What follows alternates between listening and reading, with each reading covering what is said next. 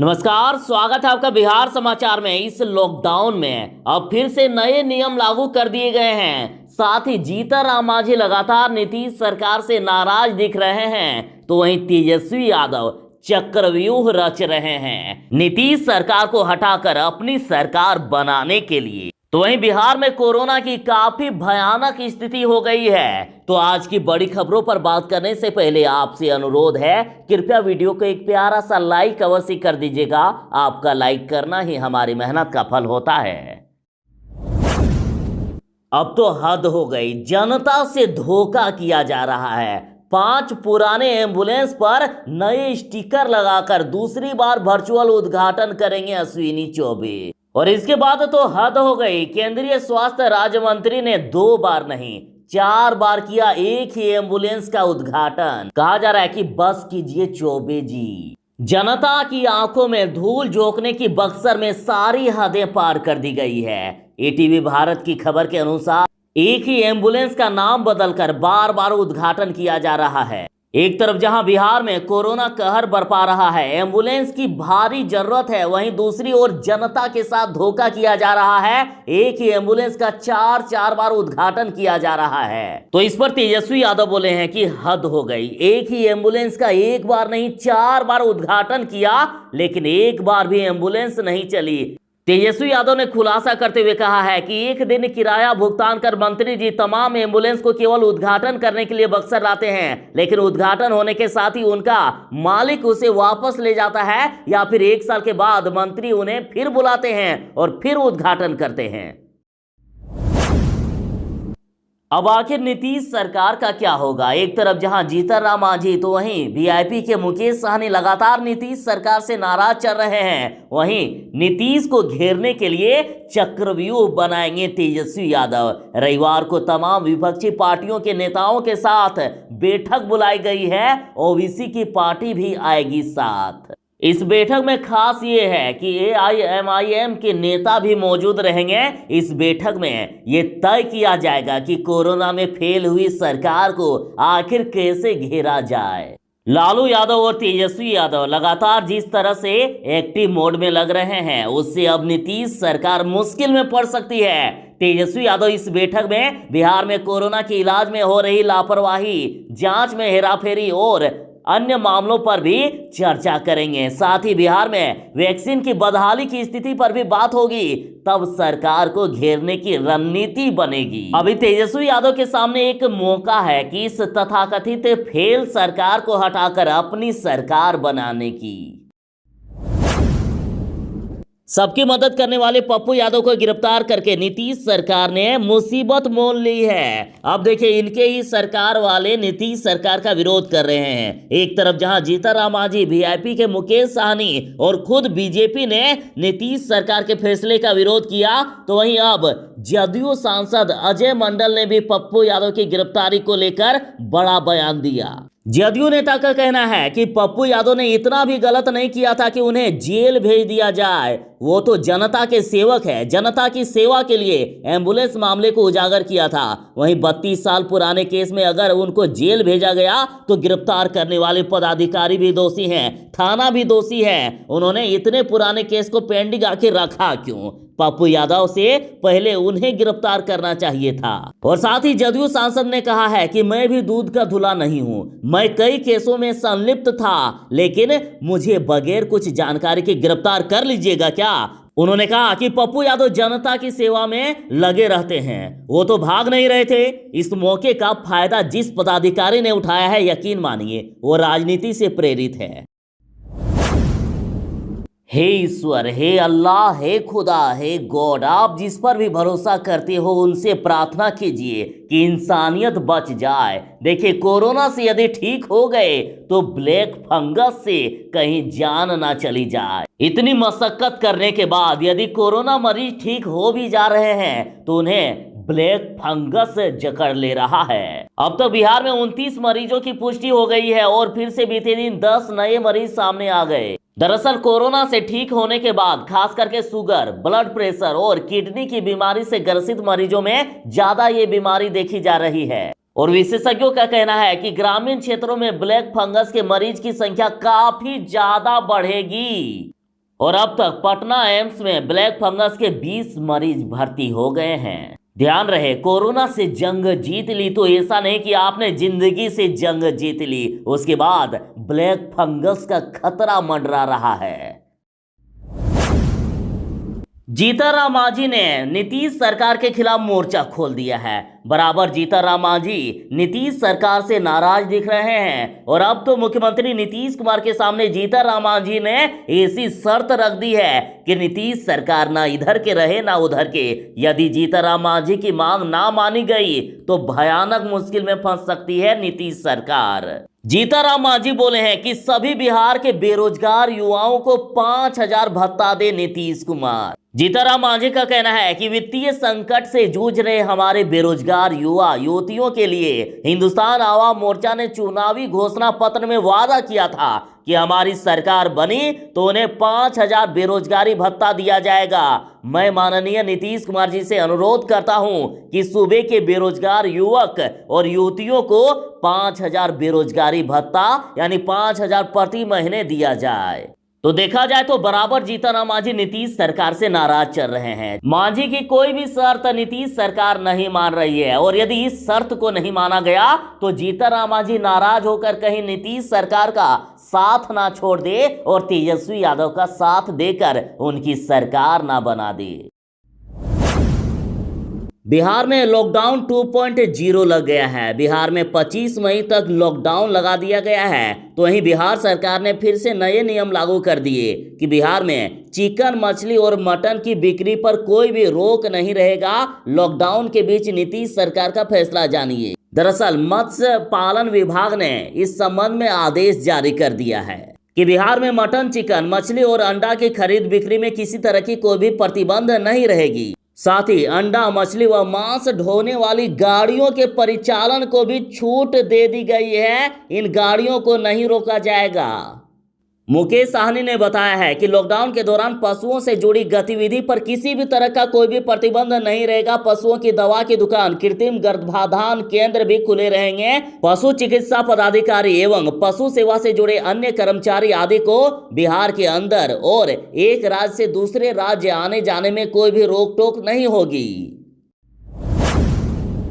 एक तरफ जहां पूरा विपक्ष ये कह रहा है कि सरकार लोगों की जिंदगी के साथ खिलवाड़ कर रही है, आंकड़ों को छिपा रही है सरकार, कितने लोग कोरोना से मरे हैं इसका कोई अता पता नहीं। और अब देखिए, पटना हाईकोर्ट ने भी बिहार सरकार को आदेश दे दिया है कि पंचायत प्रतिनिधि 24 घंटे के अंदर अपडेट कराएं मौत का डाटा। पटना हाईकोर्ट का आदेश है कि जानकारी देने से चूके तो पद से हटा दिए जाएंगे। साथ ही हाईकोर्ट ने आदेश दिया है कि हर गांव में मेडिकल सुविधा को बढ़ाइए।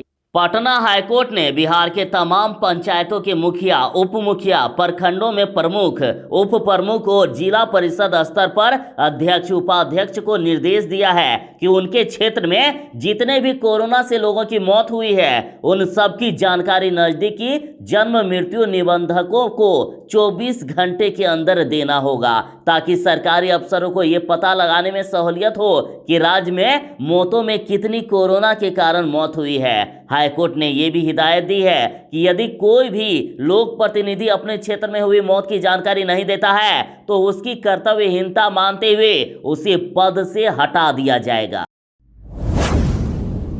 बिहार के बाहुबलियों में शुमार आनंद मोहन की सजा 17 मई को समाप्त हो रही है। 17 मई को जेल से बाहर आने वाले थे आनंद मोहन और इधर कुछ तकनीकी दिक्कत हो गई तो सोशल मीडिया पर बड़ा कैंपेन चला और हैशटैग रिलीज आनंद मोहन और hashtag justice for Anand Mohan trend करने लगा।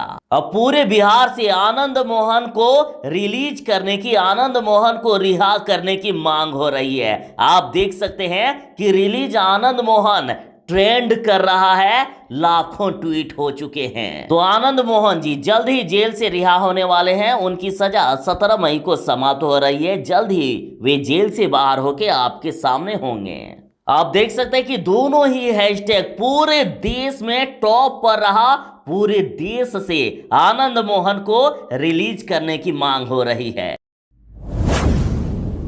देख लीजिए, उत्तर बिहार के 27 जिलों का रिपोर्ट काफी खराब है। गंगा किनारे 1140 किलोमीटर में 2000 से ज्यादा शव मिले हैं। तो वहीं कानपुर में हालात डरावने हैं, लाशों पर मिट्टी डाली गई। तो वहीं उन्नाव में रेत में 2 जगह पर 900 से ज्यादा शव दफन है। गाजीपुर में शवों का मिलना जारी है, 280 लाशें मिल चुकी है। कन्नौज में दफन है 350 से अधिक शव। तो इस पर आरजेडी नेता शक्ति सिंह यादव का कहना है कि गंगा माई ऐसे बेटे को धुतकार रही है। बेटा है कि लाशों के ढेर पर 20,000 करोड़ का सेंट्रल विस्टा बनाने पर अड़ा है। प्रधानमंत्री जी अपने संसदीय क्षेत्र का दौरा करें और देखें कि वहां लोग क्यों मर रहे हैं। गुजराती बेटे ने मां गंगा का क्या हाल बना दिया है, शक्ति सिंह यादव ने सवाल किया है।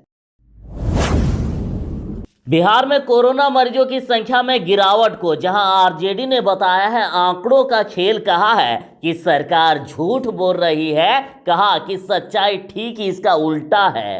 तो वहीं यदि सरकारी आंकड़ों की बात करें तो बिहार में टूट रही है कोरोना की चेन। एक दिन में मिले 7,336 नए कोरोना पॉजिटिव मरीज और अब खाली होने लगे हैं बेड। बिहार में कोरोना की रफ्तार कम होते ही जा रही है। पिछले 4 दिनों से बिहार में 10,000 से कम कोरोना के मामले मिल रहे हैं।